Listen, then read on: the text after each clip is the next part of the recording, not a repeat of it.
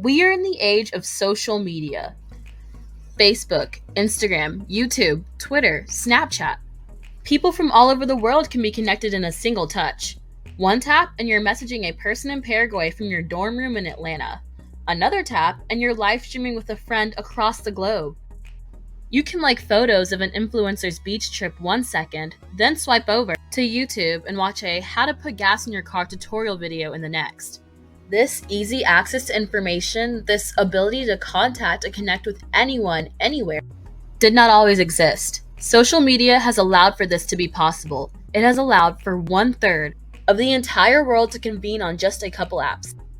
But, like with everything else, it has its critics. More and more studies are showing that the more a person spends on social media sites, the more likely they are to feel isolated and to tend to have less engagement with others. This is what's wrong with social media, is because human beings are not meant to communicate that way. We lose our humanity in this very shallow form of interaction. The heavy use of social media has shown an impact on adolescents' empathy and how they think and perceive others.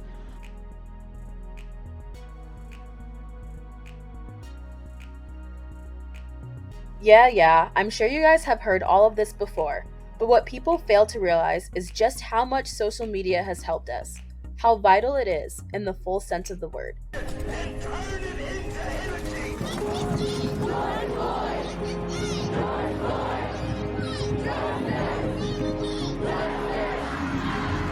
To march.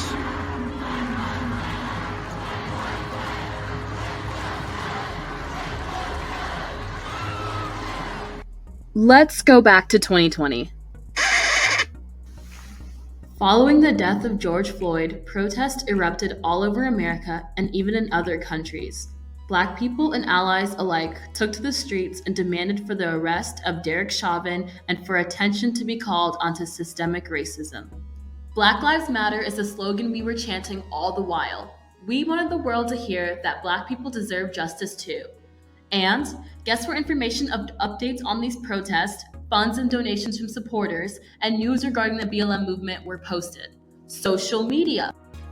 I'll admit, social media culture has its flaws, but it has done so much for the Black community.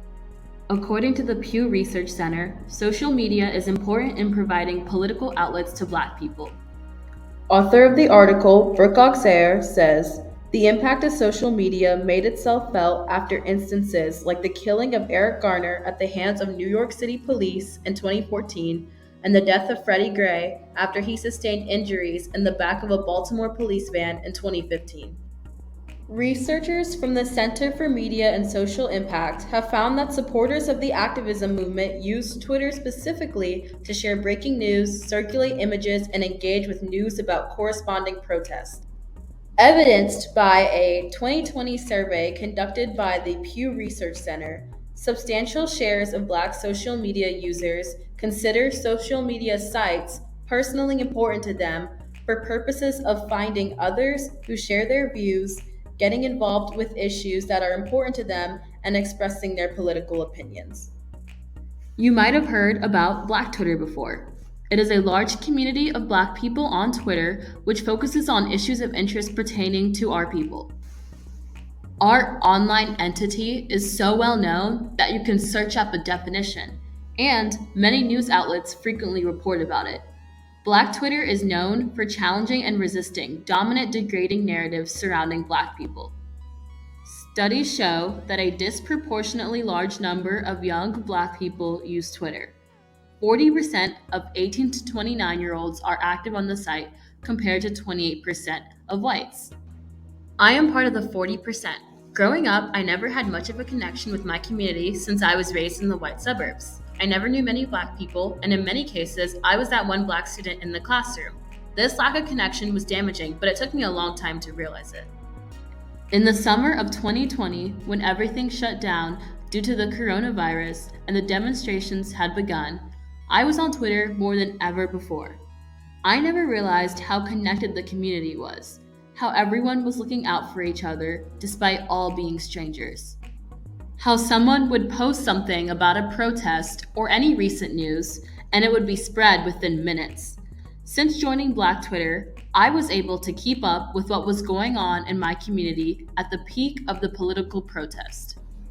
I was able to learn information from Black users and watch videos taken by Black users that I would not have known about otherwise because media outlets don't report it.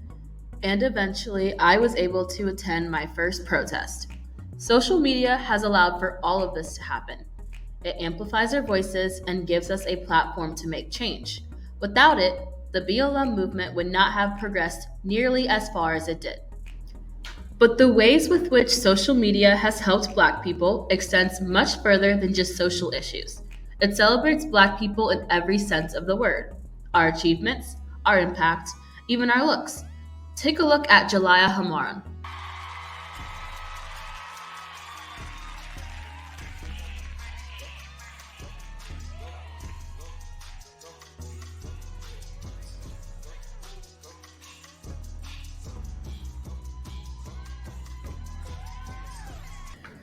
Do you recognize this dance? Jalaiah is the creator of viral TikTok dance Renegade. The Renegade dance was huge. Everyone was doing it all the time. It didn't matter if you were filming a TikTok or not. People would just jump into the choreography randomly. But for a long time, Jalaiah didn't get her credits.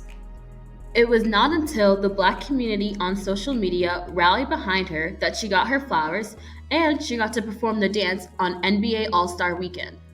And let's not forget Matthew A. Cherry. He won an Oscar for his short film, Hair Love, thanks to social media. Another notable way in which social media culture has benefited Black people, a way that is very personal to me, is that it allows us to feel good about ourselves. Racism affects us daily, and it takes a toll on our mental health and self-esteem. Social media gives Black people a safe place to laugh with each other, spread Black joy, and uplift one another. Many memes that are popular went viral because of Black users using them as reactions. Oprah Winfrey's Celebration meme, Jasmine Masters' and Ayup meme, and Nene Leakes' I Said What I Said meme are just a few examples. I am unashamed to say that Twitter is the first app I check every morning to see what new thing Black people are laughing at, like Will Smith slapping Chris Rock. I love being connected to my community after not being able to for so long. This sounds ridiculous, but it's like having another family. Cleaver Cruz, founder of the Black Joy Project, said it best. We inherit so much trauma and all this other stuff, not to mention whatever we actually experience in our personal and collective lives, that we deserve healing. For many Black people, including myself, social media has given us that healing. It has also been crucial to my self-esteem. Since I never grew up with Black people around me, I was surrounded by Eurocentric beauty standards that were the standards for femininity. Straight hair, narrow nose, light skin, the like. I struggled with my looks for years, and getting bullied for my features did not help. I remember wondering why I could not have loose curls that flew in the wind or do the hairstyles my friends had. I hated that my hair stuck up straight and it could only be contained in braids. I hated that I was dark, and I used to fantasize about being lighter. I searched up massaging tutorials that would shape down my wide nose. I had self-hate for so long that even now, I still find it hard to accept myself. On top of that, non-Black people used to tell me all the time I wasn't Black enough. I didn't act Black, and I was the whitest Black person they knew. This caused me to be very insecure in my Blackness, and I felt like I didn't have an identity. But I found out online that I'm not the only person who faces this problem. Issa Rae once said, "The hunt for visibility is not a new challenge for Black women. Twitter, Tumblr, and Pinterest allow Black women to visualize themselves, establish communities, and share/document their experiences online." Issa was right. Thanks to Black women, influencers, and online users, I was able to learn a little self-love and have some self-pride. I started watching Black YouTubers who reminded their viewers constantly that Black is beautiful. I started following influencers who showed off their afros and embraced their afro features. I learned which Black businesses to support, which products were best for my skin, and what articles of clothing best suit my complexion.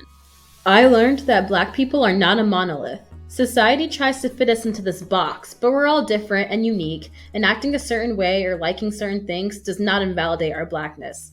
I just started keeping up with Black figures in general. Even if their content was not centered around uplifting Black people, I just enjoyed watching people who looked like me. And I can't forget hashtags like hashtag Black Girl Magic and hashtag Melanin on Fleek, which are all filled with photos and videos and affirmations of Black beauty and promote self-love among Black girls. All of this helped me grow more comfortable in my Blackness. Posts from celebrities praising Black women helped me as well, like this post from Viola Davis on Instagram. And of course, the song Formation by Beyonce, the Black girl anthem for loving ourselves.